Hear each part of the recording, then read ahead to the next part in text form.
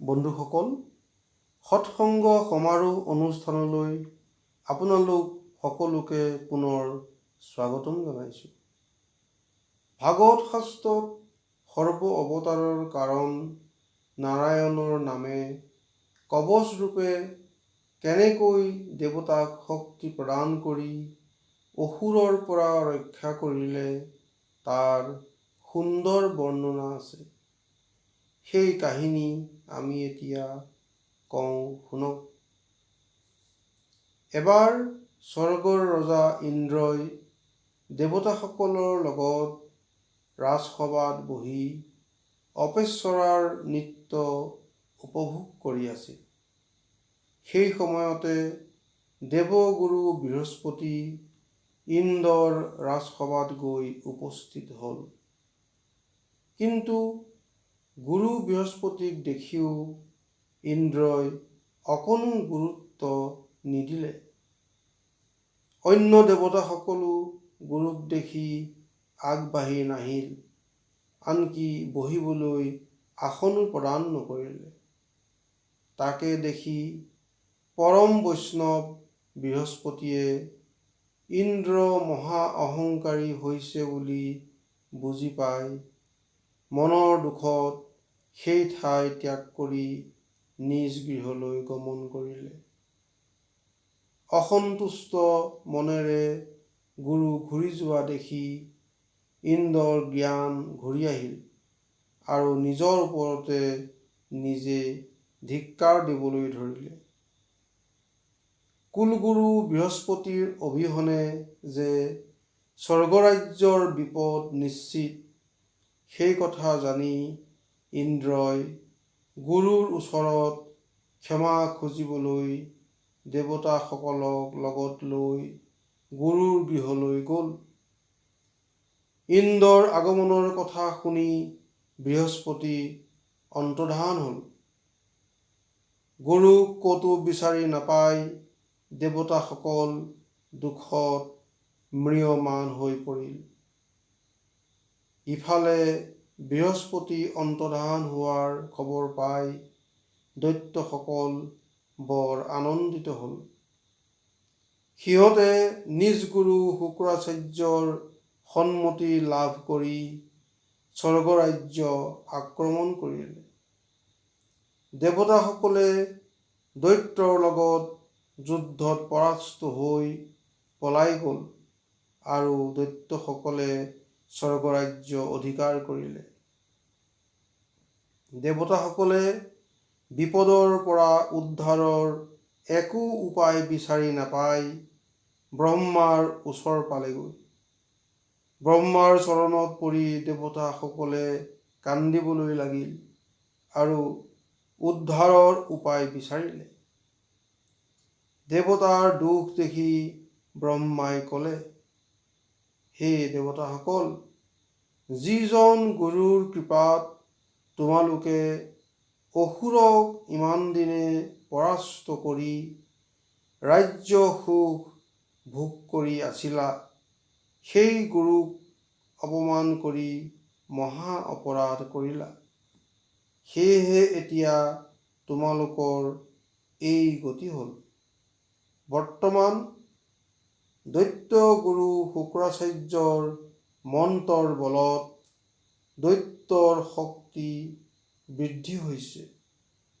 সেয়েহে তোমালোকে ঋষি ত্বষ্টাৰ পুত্ৰ বিশ্বৰূপৰ ওচৰলৈ যোৱা আৰু তেওঁক গুৰুৰূপে প্ৰতিষ্ঠা কৰি তেওঁৰ পৰা প্ৰভু নাৰায়ণৰ নাম ৰূপ নাৰায়ণ কৱচ গ্ৰহণ কৰাগৈ। সেই নাৰায়ণ কৱচৰ মহিমাৰ বলত অপ্ৰয়াসে দৈত্যক পৰাস্ত কৰি স্বৰ্গৰাজ্য পুনৰ ঘূৰাই পাবা। তাকে শুনি দেৱতাসকলে আনন্দ মনেৰে বিশ্বৰূপৰ ওচৰলৈ গৈ তেওঁক গুৰু আসন গ্ৰহণ কৰিবলৈ প্ৰাৰ্থনা জনালে।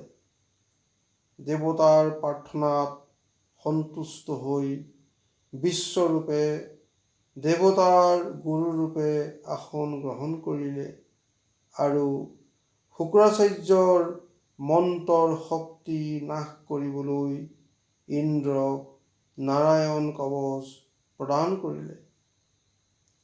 শুচি সংযম মনেৰে একান্ত ভকতিৰে ঈশ্বৰ কৃষ্ণক স্মৰণ কৰি নাৰায়ণ কৱচ পাঠ কৰিলে সকলো বিপদ নাশ হয়।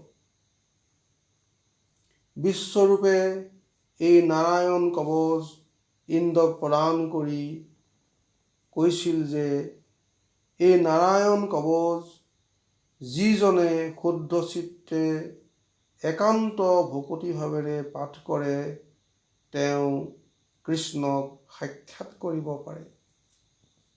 তেওঁৰ সকলো ভয় নাইকিয়া হয় আৰু ৰাজদণ্ড, শত্ৰু ভয়, চোৰ ডকাইতৰ ভয়, মনৰ সুখ, শৰীৰৰ বেমাৰ আদি সকলো বিপদৰ পৰা ৰক্ষা পৰে। পূৰ্বতে কৌশিক নামৰ এজন ঋষিয়ে এই বিদ্যা জানিছিল আৰু মৰুভূমিত প্ৰাণ ত্যাগ কৰি নাৰায়ণ কৱচৰ মহিমাৰ বলত মুক্তি লাভ কৰিছিল। চিত্ৰৰথ নামৰ গন্ধৰ্ব এজনে এবাৰ অপেশ্বৰাসকলৰ লগত ৰথত উঠি কৌশিক ঋষিৰ শৰীৰৰ হাড়সমূহ য'ত পৰি আছিল তাৰ ওপৰে যাওঁতে পুণ্যক্ষয় হৈ ৰথে সৈতে মাটিত ঢলি পৰিছিল। মহা দুখত তেওঁ এনে দুৰ্ঘটনাৰ কাৰণ বুজিব নোৱাৰাত বালিখিল্য ঋষিসকলে ক'লে যে বৈষ্ণৱৰ অস্থিসমূহৰ ওপৰেৰে তুমি ৰথত উঠি পাৰ হৈ যোৱাত এনে হৈছে। তোমাৰ ৰথ এতিয়া আৰু স্বৰ্গলৈ নাযায়। গতিকে তুমি মহাবৈষ্ণৱ কৌশিকৰ অস্থিসমূহ গোটাই লৈ সৰস্বতী নদীত বিসৰ্জন দিয়াগৈ। তেতিয়াহে তোমাৰ পাপ ক্ষয় হৈ পুণ্যৰ উদয় হ'ব আৰু স্বৰ্গলৈ যাব পাৰিবা। বালিখিল্য ঋষিসকলৰ কথামতে চিত্ৰৰথে বৈষ্ণৱৰ অস্থিসমূহ মূৰত তুলি লৈ পৰম ভক্তিভাৱেৰে সৰস্বতী নদীত বিসৰ্জন দিয়েগৈ। তেনে কৰাত তেওঁৰ পুণ্যৰ উদয় হ'ল আৰু আনন্দ মনেৰে ৰথত উঠি স্বৰ্গলৈ গমন কৰিলে। তাকে শুনি ইন্দ্ৰয়ো সভক্তিৰে একান্ত মনেৰে ভগৱন্তক স্মৰণ কৰি নাৰায়ণ কৱচ পাঠ কৰি নাৰায়ণক তুষ্ট কৰিলে আৰু মহাশক্তিমন্ত হৈ দৈত্যসকলক যুদ্ধত পৰাস্ত কৰি পুনৰ স্বৰ্গলোক ঘূৰাই পালে। বন্ধুসকল, নাৰায়ণ কৱচৰ মহিমাৰ কথা আমি ইমানতে অন্ত কৰিলোঁ। কৃষ্ণ।